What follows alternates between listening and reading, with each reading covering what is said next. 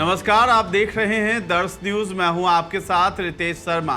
बिहार में बाढ़ की बात हो और पप्पू यादव की बात ना हो तो ये शोभता नहीं है। बिहार में बाढ़ की वजह से लोगों की जिंदगी काफी उथल पुथल हो गई है। लोग अपनी जान बचाने के लिए घर छोड़कर सुरक्षित जगह पर जा रहे हैं। इस दौरान लोग सरकार से भी मदद की गुहार लगा रहे हैं, मगर उन्हें कोई मदद नहीं मिल रही है। ऐसे में पूर्णिया के सांसद पप्पू यादव लोगों के लिए मसीहा बनकर सामने आए हैं। पप्पू यादव बिहार के दरभंगा, सहरसा, सुपौल में बाढ़ पीड़ितों से मिलने पहुंच रहे हैं, जहां वो बाढ़ पीड़ितों को पैसे भी बांटते नजर आ रहे हैं। पूर्णिया सांसद पप्पू यादव ने सुपौल के बाढ़ पीड़ितों के बीच भी खाद्य सामग्री और रुपए बांटे हैं। सुपौल जिले के बाढ़ प्रभावित क्षेत्रों में मंगलवार को पूर्णिया सांसद पप्पू यादव ने दौरा किया और बाढ़ पीड़ितों की स्थिति का जायजा भी लिया है। इस दौरान सांसद ने जरूरतमंदों के बीच खाद्य सामग्री का वितरण किया है और 500 रुपए की आर्थिक मदद भी प्रदान की है।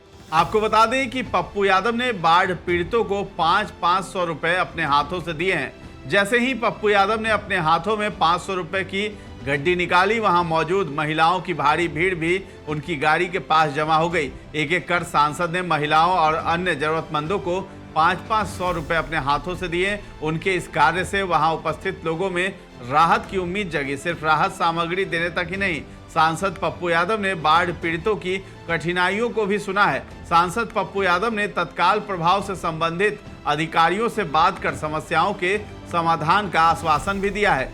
सुपौल जिले के बाढ़ प्रभावित क्षेत्रों में जाकर जरूरतमंद लोगों तक सूखा राशन और अन्य मदद पहुंचा रहे हैं पप्पू यादव। आपको बता दें कि सुपौल में कल पप्पू यादव विभिन्न जगहों पर आधे दर्जन नाव के लिए आर्थिक मदद भी की है, ताकि सुदूर क्षेत्र में फंसे लोगों के तहत राहत कार्य जारी रखा जा सके। सुपौल जिले में बाढ़ प्रभावित क्षेत्रों का दौरा कर रहे पप्पू यादव और वहां की स्थिति का जायजा लिया। बाढ़ से प्रभावित सैकड़ों लोगों के बीच पैसे और राशन आदि का भी वितरण किया है, ताकि उनकी तत्काल आवश्यकताएं पूरी हो सके। पप्पू यादव ने अपने फेसबुक अकाउंट पर लिखा भी है कि हमारी प्राथमिकता बाढ़ पीड़ितों की मदद करना और उनके जीवन को सामान्य स्थिति में लाना है। सरकार और प्रशासन से भी हम लगातार संपर्क में हैं, ताकि राहत कार्यों को और तेज किया जा सके और हर संभव मदद बाढ़ प्रभावित लोगों तक पहुंचाई जा सके।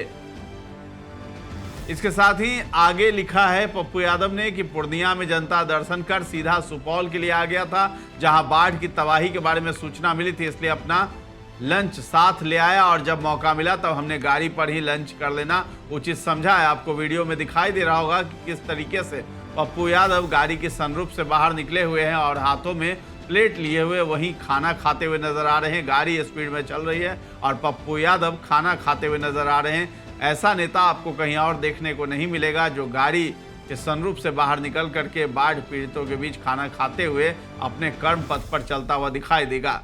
क्योंकि बाढ़ की विभीषिका के बीच बहुत काम करना होता है और ये भी सुनिश्चित करना होता है कि कोई भी भूखा ना रहे, इसलिए पप्पू यादव लोगों के बीच मसीहा बनकर उतर जाते हैं। बाढ़ पीड़ितों के लिए कम्युनिटी किचन के साथ उन तक सूखा राशन पहुंचाने की भी हर संभव कोशिश कर रहे हैं पप्पू यादव। वो कहते हैं कि मैं जनता का सेवक हूं, मेरे पास हेलीकॉप्टर नहीं है, लेकिन लोगों की जिंदगी को बचाने का जज्बा है और यही मेरी शक्ति है।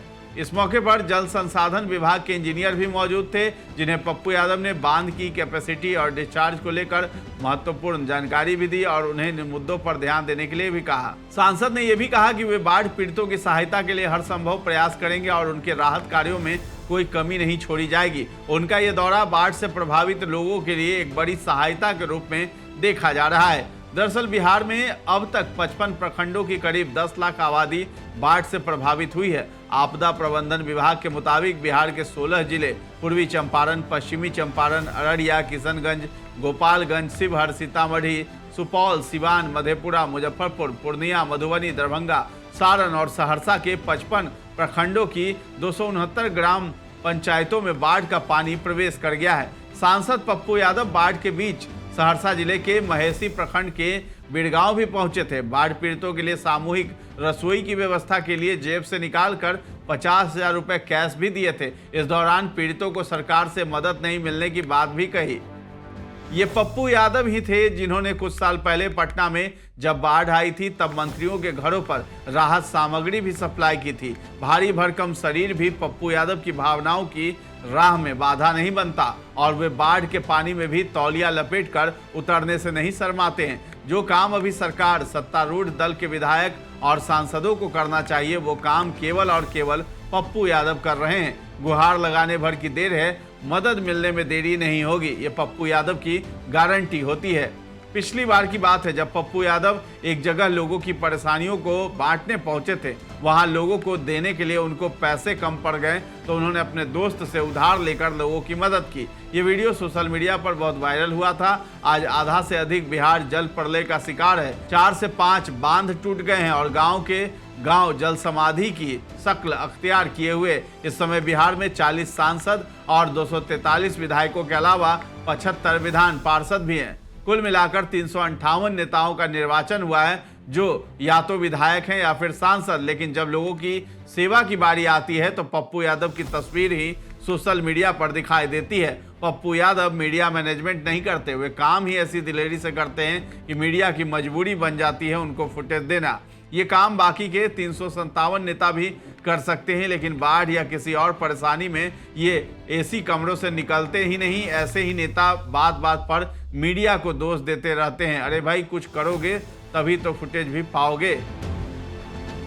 पप्पू यादव की दिलेरी के कितने किस्से बताए जाएं, समय और शब्द कम पड़ जाएंगे। सहरसा जिला के महेसी प्रखंड के बीरगांव की ही बात करते हैं। वहां पता चला कि बाढ़ के चलते 3 दिनों से लोगों को भोजन नहीं मिला है और सरकार की ओर से भी कोई व्यवस्था नहीं की जा रही। इसलिए तत्काल कम्युनिटी किचन शुरू करने के लिए 50,000 रुपए भी पप्पू यादव ने दे दिए। पप्पू यादव ने पैसे देते हुए ये भी कहा कि सरकार जिम्मेदारी से भाग सकती है, पर मैं कैसे भाग सकता हूँ।